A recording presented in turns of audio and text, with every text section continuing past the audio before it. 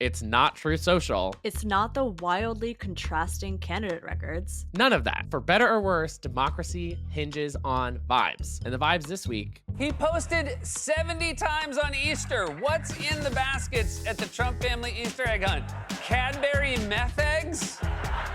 We'll talk about Trump's Easter meltdown coupled with right-wing media's freakout over the Trans Day of Visibility landing on Easter Sunday, and their insistence that everything they don't like, including the Baltimore Bridge accident, is all Biden's fault. We'll also discuss new rulings by the Florida Supreme Court that upend decades of legal precedent and effectively allow a 6-week abortion ban in the state. They also issued a ruling saying that a proposed ballot amendment could appear on November's ballot.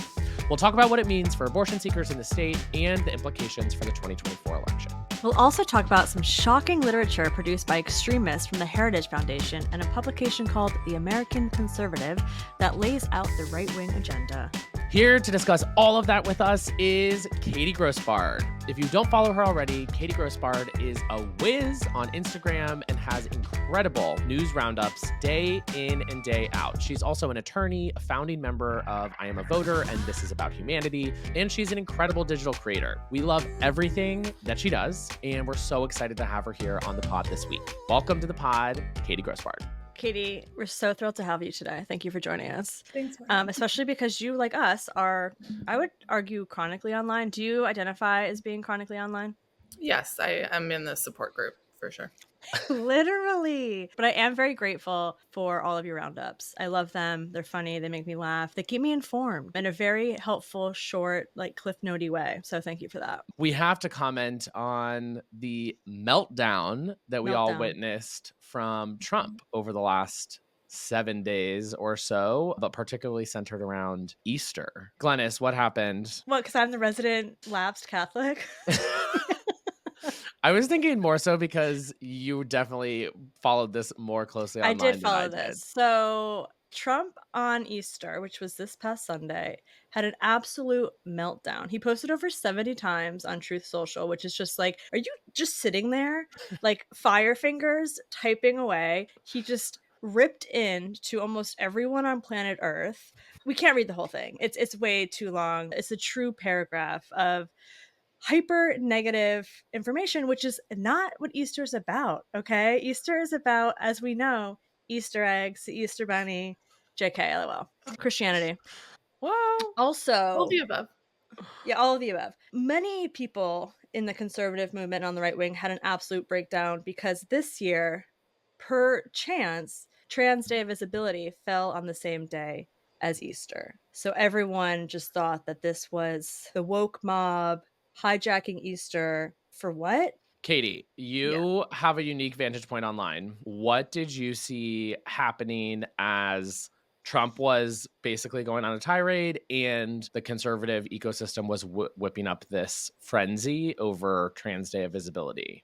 Yeah, I think a couple things. One is disclosure. I'm not on Trump social. So anything that is like, I want that to be very clear. Anything that's happening over there has to be filtered through the lens of whatever social platform it gets to for me to then be a part of it.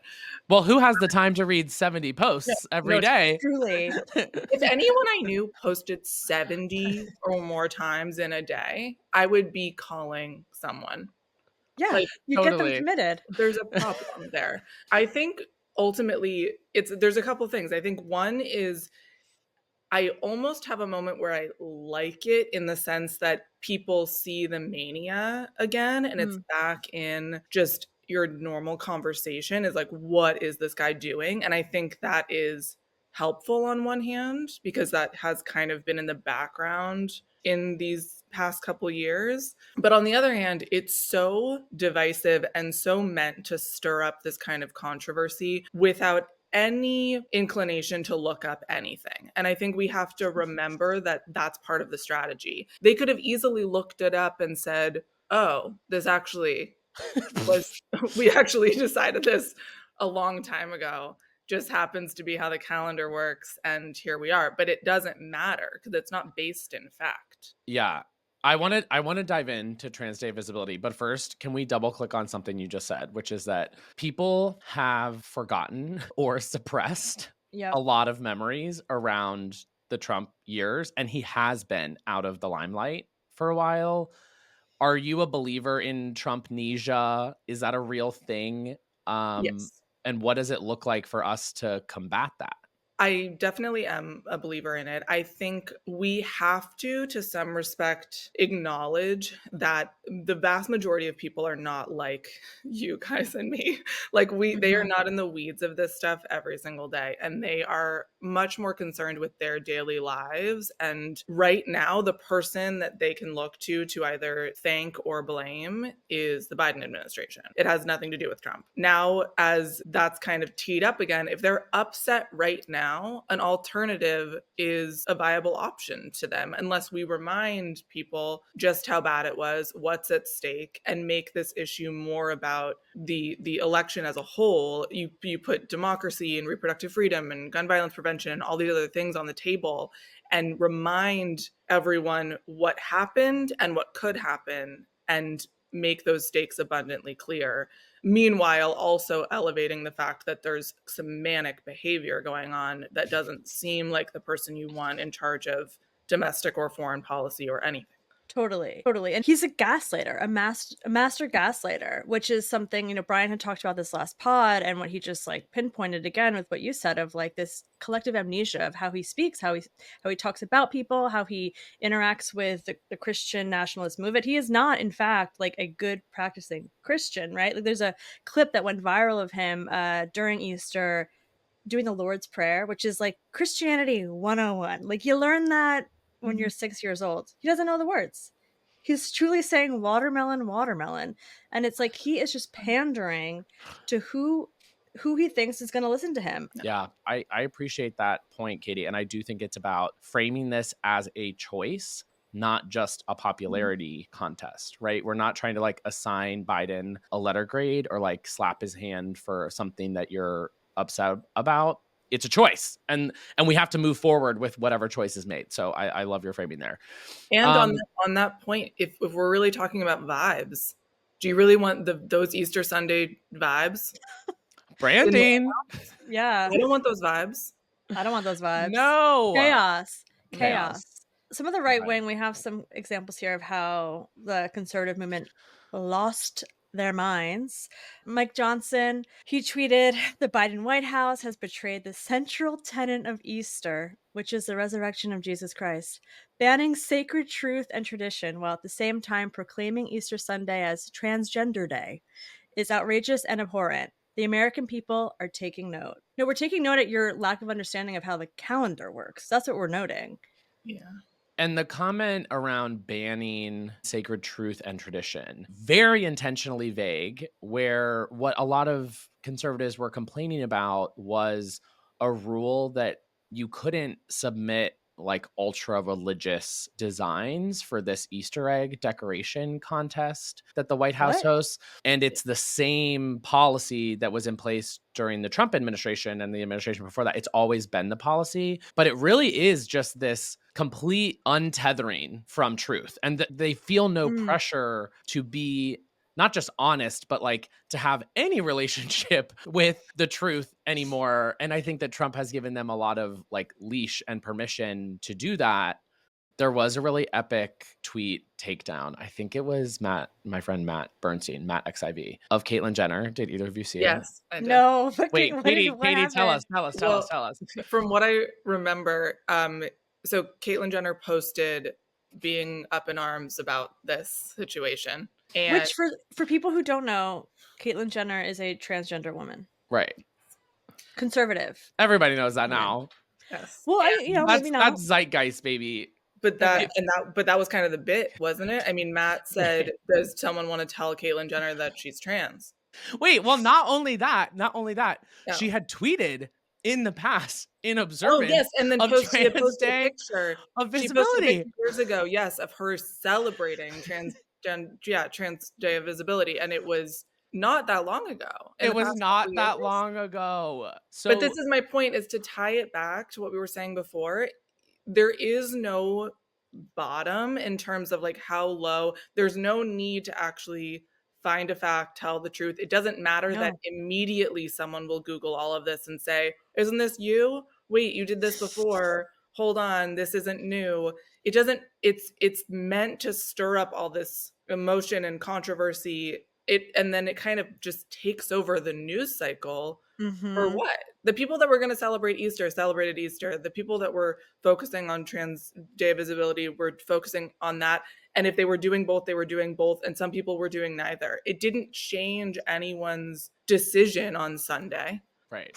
Right. And I think the unspoken part of what you're pointing out is that they are able to do this now in a way that politicians couldn't get away with in the past because we live in separate media ecosystems that do not intersect. And Yes. so Yep. Mike Johnson can tweet that knowing, even if he's called out by a million liberals on Twitter, that algorithms are going to sort most of that content away and that he can have the screen grab that he wants shared hundreds of thousands of times on conservative news feeds and on other platforms and turned into a meme and then pumped out via far right accounts. And because we live in these separate echo chambers, there isn't a common place to do the sorting of fact and fiction. Right. So and we all just ultimately you're not changing minds by doing this. You're just putting more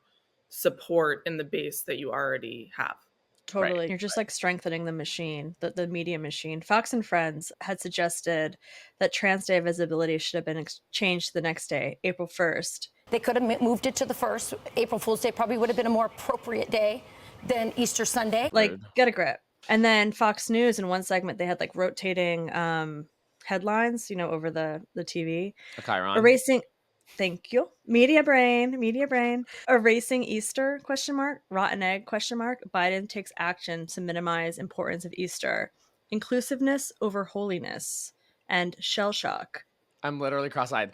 The Truly. idea that you can erase Easter, baby, you got Good Friday, you got Good Saturday, you got Easter, you've got Easter Monday. Like, we are all aware. You also have Lent. You have Palm Sunday. You have good, Like- like it goes on and on. But again, also just going way back, I mean, church and state, like, Yeah. go about your religious dealings and do whatever you want. I think it's also fascinating that younger people are trending towards less religious in this country. And I just think the harping on something that everyone is fully aware of. We know about Easter. We get it. We see it. We know it. Again, I don't think it actually is intended to be anything other than a riling up of both sides to just cause chaos. Right. The whole thing for me felt very Don't Look Up, where like all the politicians basically will just embrace whatever the opposite of what their opponents do is. And so like if Biden is going to support Trans Day Visibility, we have to be against it, even if we just did the same thing 5 years ago. Right. To your point, Fox said in 2021, they tweeted this on Trans Day of Visibility. Trans Day of Visibility is dedicated to celebrating transgender people. To all the transgender men, women, and non-binary folk, we see you and stand with you. Cut to 3 years later and this fiasco. Yep. Yeah. 3 years. What a That's difference it makes when your political strategy hinges on enraging your base and playing the victim. Yikes. We're going to talk a lot about that today. Yes, we are. There was one more element to Trump's sort of week of madness that I wanted to bring into the fold, which is his attacks on the daughter of one of the judges that is overseeing one of his criminal trials, the one starting April 15th, which is in New York, related to the illegal campaign finance violation, Stormy Daniels related. Trump attacked the judge's daughter on social media after the judge had issued a gag order saying that Trump couldn't comment on the jurors, and they've since had to expand the gag order. His attack on a judge's daughter related to one of the cases that he has ongoing. Katie, you are an attorney. Can you walk us through what is a gag order? Why does that matter? And how do we get Trump to stop talking? Yeah, and why does Trump keep getting additional gag orders? Isn't it like one size fits all? Or I guess no, right? So First, I'm going to say I don't know how to get Trump to stop doing this. I'm just going to start there, because if I could do that, I think I'd be absolute billionaire.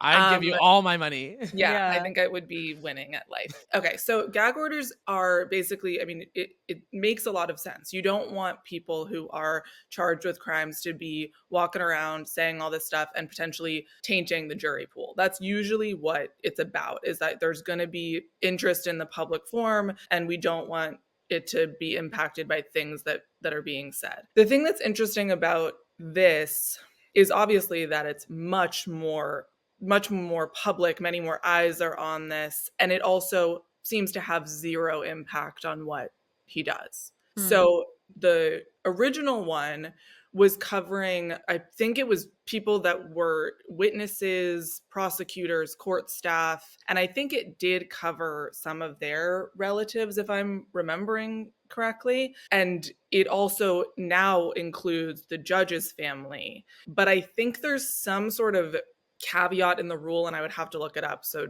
I don't know if I'm right. But the judge, I don't know if the judge can be included in the gag order, because the judge is the person that's supposed to be the most impartial, so maybe they wouldn't need to be protected in the gag order. But the statement from the judge after the latest gag order was in place was actually talking about, when you said, like, why are they important? The judge, I believe, issued a statement that was like, this threat is extremely real, and that the fact that the defendant would feel comfortable, attacking the families of anyone associated with this is a real threat to, like, if this process is going to be respected, and if just the judicial system is going to run the way it's supposed to.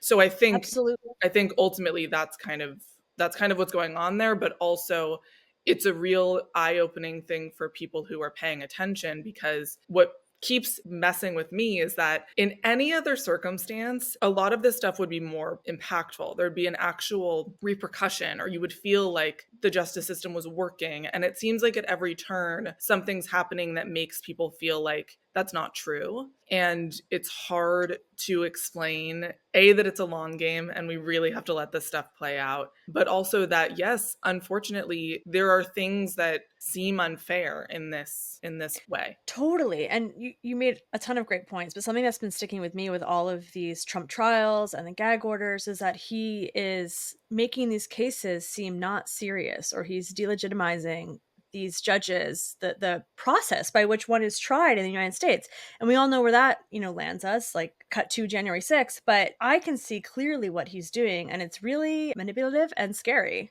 Yeah, and you did answer my biggest question when I was reading this news, which was, at what point do they just put him in jail? Because if you were just a rando and you continually violated what the judge was ordering you to do, we all know that any normal person would eventually just be put in jail. And they say, okay, you can wait for your trial in jail then. And I think that's what's hard, is people are watching this, like, two systems of justice play out, and whether it's about the money that he was supposed to put up and it going down substantially. And obviously I'm as frustrated as anyone, but I do have to say that if you can make a case, this is why everyone gets a lawyer, right? If you can make a case that you cannot pay that amount, that happens a lot, at least in cases, things that I've been a part of, but I also know the frustration of knowing that people end up in jail because they can't pay a $700 bond. Right. And that it all seems unfair.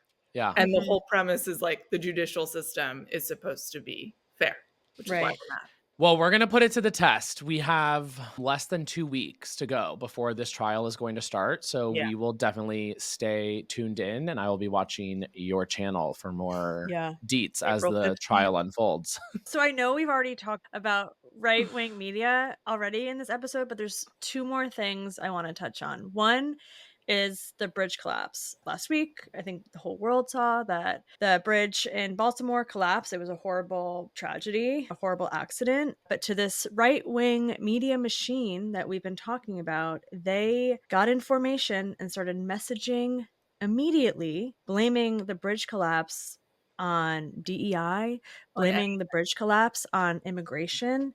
Twitter was, or X rather, was just, it was wild. Katie, did you see this on your feed at all? I did, and I posted about it. I think it's remarkable. It's fascinating how fast this stuff moves and So how fast. it seems so deliberate at this point and strategic. And we have Because to it be is. we have to be so aware and vigilant, because I think years ago, maybe it would have felt like, oh, weird, there's some dark corner of the internet that's going down a weird rabbit hole. But the vast majority of us were ignoring this. That doesn't make any sense. Clearly, that's not what's going on.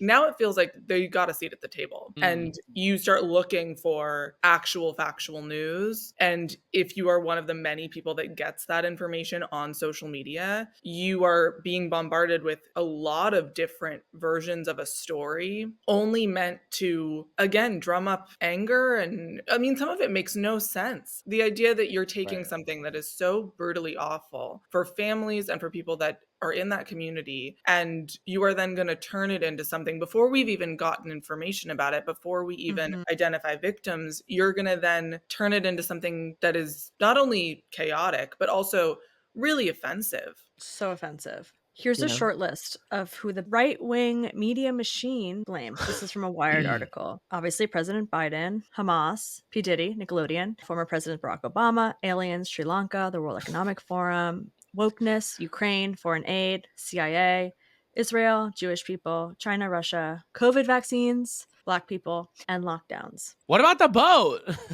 Yeah.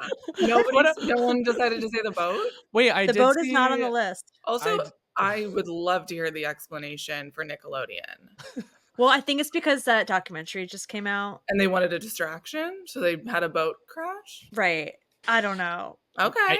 It truly feels like they're just trying to connect trending topics to a politically advantageous perspective and amplify it, right? It's like Mad Libs. It's kind of like political Mad Libs. Pick a noun, pick a verb. Totally. Literally. And that's who we're going to blame, and then tweet the heck out of it until people believe it. The end. Yeah. It's wild. And it's all part of this, like, laying the framework, whether it be like Trump needing the gag orders because he's making people not take the judicial process seriously, to like the right-wing media, to there's this new thing that has come out from the American Conservative, which is a right-wing blog that is a partner of Project 2025. If you don't know what Project 2025 is, I'm not going to go into it right now. Google it. It's very real. It's very conservative, and it very much wants to take over this country. But in this article, it's very scary. They advocated for the repeal of the 22nd Amendment, which is the constitutional amendment that says a president can only serve 2 terms. Why do we think they're advocating for that? Oh, so Donald Trump can have a 3rd term. The title of the article is Trump 2028. Like, they are not joking. This is not satire. The only thing I kept thinking about, honestly, when I saw it was, for everyone that is freaking out about Biden's age, you're telling me we're going to get like 8 more years of this guy? Like, he's not younger than Biden. Like, he's 3 years younger than Biden. I was 3 just years. like, math is not mathing on Yeah, I this. know. It's like, does he have a sorcerer's stone or something? Like, does he have this like long, like, I don't know, does he have the secret of a long life? Because he's an old man. 2028? That's gonna be Weekend at Bernie's for real. I mean, at that point, we would just, if that's a situation that we're in, then Trump is going to die in office. Like he's never leaving. Well, it's just not a democracy anymore. If we're changing, I just, in any other circumstance, they would not be advocating for that. For the naysayers in your life who are like, no, Trump's not a threat to democracy. No, he doesn't mean it when he literally says he wants to be a dictator on day one. No, it's all overblown and dramatic. Like, these are the kinds of things where this should raise alarm bells. I'd rather be called dramatic at this point. Same. Totally. Something that we're not being dramatic about are the stakes of the election in Florida in November. Yeah. Because this week we got a ruling that we've been waiting on from Florida's Supreme Court that told us 2 things. First, it allowed their abortion ban to go into effect, which effective May 1 will mean there's a 6-week abortion ban, essentially a total abortion ban in Florida. And the Supreme Court has overturned decades of precedent to say that they're going to allow that to happen. And at the same time, they also said the ballot measure that has already collected like over 1 million signatures to qualify for the ballot in November will also proceed. And so they simultaneously allowed Ron DeSantis's total abortion ban to go into effect and said voters can have their say in November about whether they want to keep this. Katie, predictions. Well, first and foremost, it is still legal in Florida right now.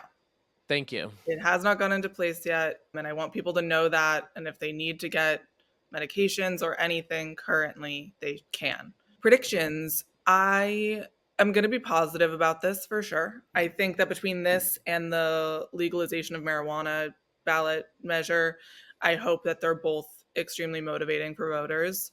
We've seen time and time again that this is an issue that people vote on and turn out for. And I think that in Florida is often the butt of a lot of jokes and we make a lot of fun of Florida, but I am going to believe in Florida and Floridians. And I think that ultimately this will be good for us and bad for them. I absolutely agree. I think that this is a winnable fight. It is Yeah. both tragic and infuriating that Florida will now live under this ban for a number of months, Mhm. but we must win in November. It's worth noting that Florida does require a 60% threshold to Yes. pass this amendment. So we can't just win with 50% plus one. We have to cross 60%. But Florida also has a history of passing a lot of ballot measures. That's how Florida restored the right to vote for people who have served their time. Must win in November. Infuriating that this would even be considered as the law of the land in Florida, especially when we think about the reason this bill passed and was signed was for DeSantis's presidential campaign. This was a political stunt. When he Right. was in the primary, he was trying to prove himself as like the furthest right, the most restrictive on abortion. And Florida only had a 15-week ban at that point in time. And so he was trying to one up and score political points against his opponents by passing the 6-week ban. And now tens of millions of people will be affected. It's horrifying. Okay, horrifying, but we have to make it a little bit worse first. We Yeah. can't let everybody go quite yet. We can't move on until we talk about what is happening as it pertains to IVF. Because the battle, when we say repro rights, we don't just mean abortion. We are fighting for a whole slate of rights that Republicans are dead set on taking away. So we've seen some pieces come out about how conservatives are publicly saying that they support IVF and then privately organizing and fundraising against it. They are threatening to basically, this is actually a direct quote, to rerun the Roe playbook, that they want to chip away at IVF slowly the way they chipped away at Roe v. Wade for 50 years until they can ultimately ban it entirely. Katie, where do you find hope and persistence in the fight for repro rights when Republicans seem to be swinging farther and farther right on the issue? Ooh, I feel like it's hard. Only because we've seen it work in the past now. Like we've seen the fall of Roe. So there's something a little more terrifying because we're not protected like we thought we were. But at the same time, the hope and the optimism weirdly comes from the most stressful days in my life, which are usually election days, because we've seen time and time again that this is not good long-term politically. The people who are showing up and being very, very activated by these issues are not staying home. And I think that when it comes to IVF specifically, at least the people that are in my life, this has really, really hit people that are maybe not as politically engaged and maybe aren't as outspoken about something like abortion, but they themselves have gone through IVF. They know someone close to them who's gone through IVF. There are people who are really struggling to have children, have families, and let alone like same-sex couples where, there are just so many different scenarios where someone they know or they themselves have been affected by the ruling that they heard about in Alabama. And I think on so many fronts, it'd be people that would never care about what's going on in a court in Alabama. And then this got through that. And now people are very, very aware of what's happening and the really harsh reality of what could happen if that were to take effect nationally. I did not know. Thank you for that. Number one, I did not know that much about IVF before Republicans started coming after it so hard this year. And I've been shocked at what I have learned, how common IVF really is, how many people need IVF in order to have the kids they want to have. And I kind of just want to walk around and be like, Did you 1, know? 2, 3, 4, 5, 6, 7, 8, 9, you wouldn't be here without IVF. Right. Like, Right. You know what I mean? It's like, I think it's 10 million Americans have been born via IVF since it became a thing. And come on out. Like, you know what I mean? That's crazy. And That's I also crazy. think part of it is a lack of education. Like what I've been talking about for so long is just how we don't know a lot about our own bodies, about reproductive systems, about how difficult it is for people to have babies. And I think because that has all gone kind of under the radar, there are a ton of people that don't really know a ton about IVF and don't know. And maybe people in their lives haven't openly shared that that's something that they went through as well. But I'm hoping that with this news and with the way people are beginning to speak about it, that there's a real trend toward openness in that way, because as people are more educated, I think that's going to be the biggest positive impact. Totally. And it's also, I struggle with one, it just feels like a blatant attack on women's bodies and control over women's bodies. Conservative individuals also need IVF. It's just an assault on women's rights and on families' rights. So they're coming for IVF too. So we have to just stay on top of it, even though it's really hard to read. Speaking of families, Brian, we're going to keep the family planning going. Biden HQ, they tweeted this clip of Michael Knowles from the Daily Wire to talk about some more of the right-wing agenda. Let's take a look. I care about divorce as a political fact. I think divorce should basically be outlawed, or it should be at least greatly restricted.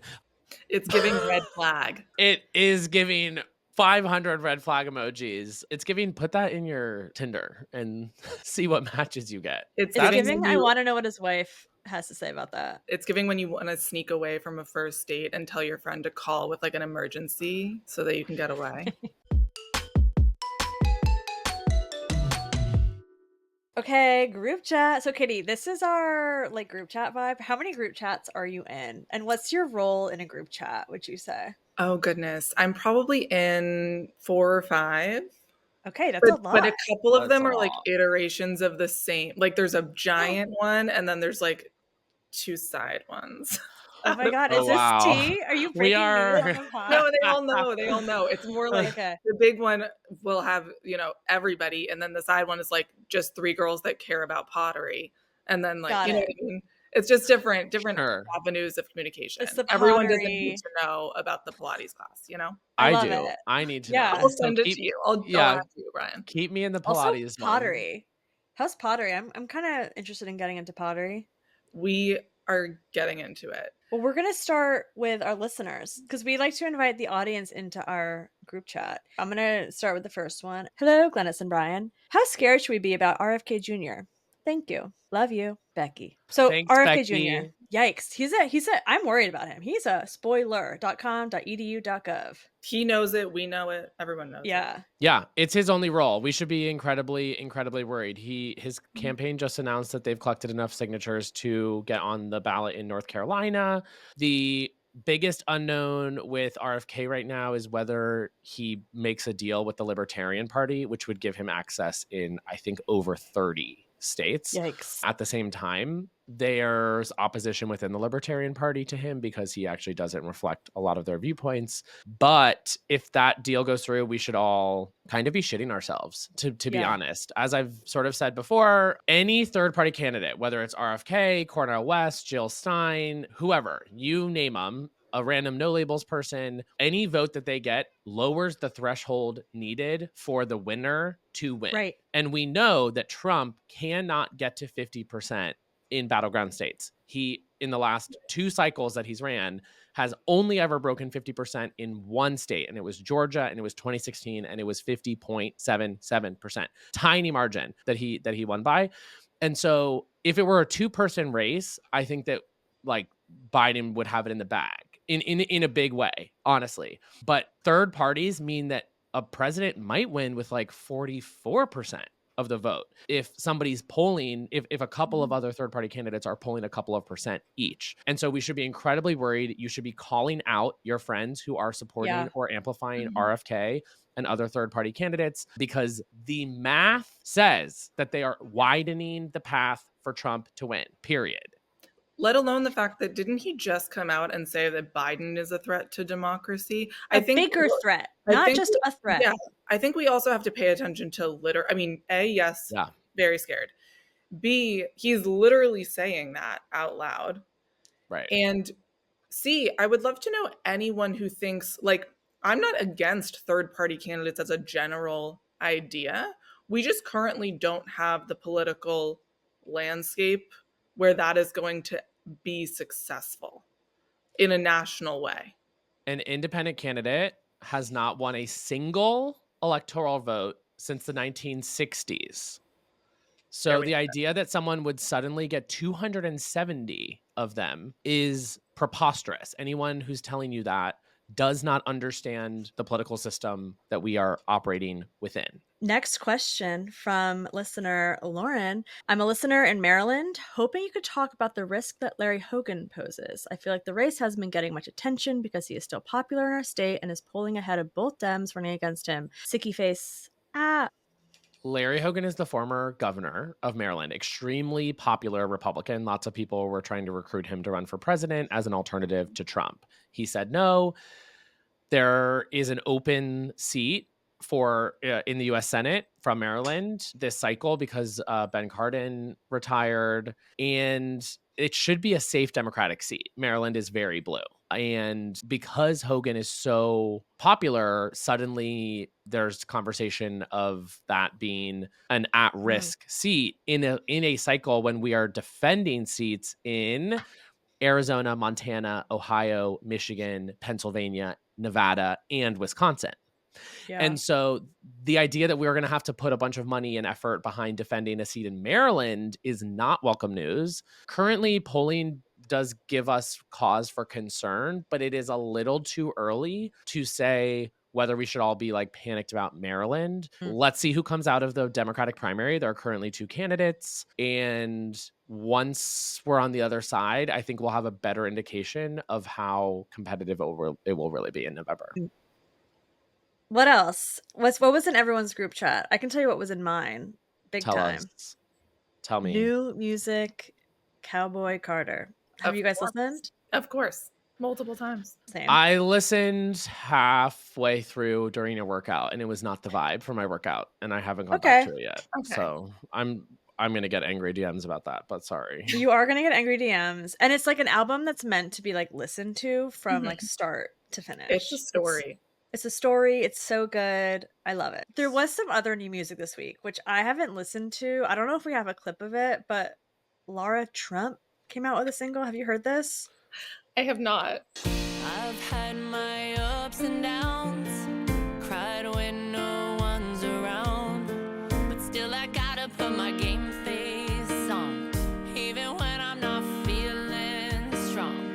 No matter how it seems, I wouldn't trade a thing, 'cause all of it makes me who I am. Know that anything is possible. Okay, I'm gonna say something really mean. I feel like when she walks into her plastic surgeon's office, he looks at her and he says anything is possible when she like asks for what she's getting. That's how she Oh got my God. Wait, did this just come out? Yeah. No. Yeah. Wait. I saw it like in the corner. It was like peripheral vision. I knew that it happened, but I was like, I'm for sure not listening to that. I'm not for scrolling. me. I saw the same thing. I saw something about it. I kept scrolling It immediately. was like, that's not for me. I'm appreciative that I heard it here first. I think that was good for me. Yeah. You can't unhear it. I Also, mean, what's the point? The grift. Why The did grift. she? The grift. You just have to literally have things on the shelves for people to buy with the Trump name on it and make as much money as you can. You have to go overseas and you have to sell anything with the Trump name on it and make as much money as you can. Like, it's the whole family. That's all that they're doing. Don't I you just wonder see if them writing it and they're like, what rhymes with? Like, it's literally just we need rhyming ChatGPT. words. Yeah, ChatGPT. exactly. It was like, Country-ish song ChatGPT. yeah, and like, is she right? She's the chairwoman of the RNC now. Is Yes. that? Yeah. So everyone's probably having Theme to listen song. to it at their New desk. theme song. Honestly, maybe that's why they record it, is because they are not allowed to play anyone else's music at any of They the Trump needed original rallies. content. They keep getting cease and desist letters. Anything else? We don't have to end on Lara Trump. The thing that was going in my group chat, which is normally not at all the thing that's going on in my group chat, was sports related What? because of women's basketball. Oh, Caitlin Clark. Yes, Sure. I feel like otherwise no one really is that interested, but the women's basketball teams have been making some new fans of the people in my group chats, which I Women's love. sports in general, I feel like. I Yes. know that seems like such a kind of awful thing to say, but I feel like finally in the cultural zeitgeist in America, we are embracing women's sports as like on par with male sports, and I am here for it. I love it. All the ticket sales stuff, like the statistics of how much the tickets are for the men's games versus the women's games. I want everyone to be supported, don't get me wrong, but I'm loving it. Yeah, but I'm like, I want women to be more supported. Like, give them more money. After what happened with like the World Cup and everyone Yes, blaming, yes. like, everyone get a grip. Get a grip. Did you guys see the story about the sports bra? The bar. The bar. It's a bar. I love that. I want to go there so bad. Wait, no. It's a bar that just plays all women's sports. It's in Portland, Oregon, and it pulled in like $1 million in the first 6 months or something. apparently It's doing so really successful. well. Yeah, and New I York was like, City is going to open one. I saw. that's awesome. Love to see Great. We it. should go to a Gotham game. Katie, when you're in New York, we should go to a Gotham football Deal. club game. Let's Sign me up. Thank you so much for coming on, Katie. So smart as always. We love your Yeah. perspective. We'll be watching closely. If you do not already follow her, please go follow. It's at Katie Grossbard, and make sure to subscribe to her stories and turn notifications on because she has the best news roundups on Instagram. Thanks, guys. This was fun. Well, Glennis, we had a lot of heavy topics, especially from the far right today, but we're going to send them off with a good vibe. Goodbye. Great. And for our good vibe this week, we can always rely on the legislation factory that is Michigan, where Democrats flipped the legislature in 2022, and Governor Gretchen Whitmer has been busy. And in the last week, that included bills to support IVF patients and legalize paid surrogacy. So we have this awesome piece from Kyle Kaminsky, who's a reporter at The Gander, and basically, Whitmer has signed these bills to make it easier for people living in Michigan to start a family. It's going to give them access to in vitro fertilization treatments, and it's going to repeal what is currently in this like state level restrictions on surrogacy contracts.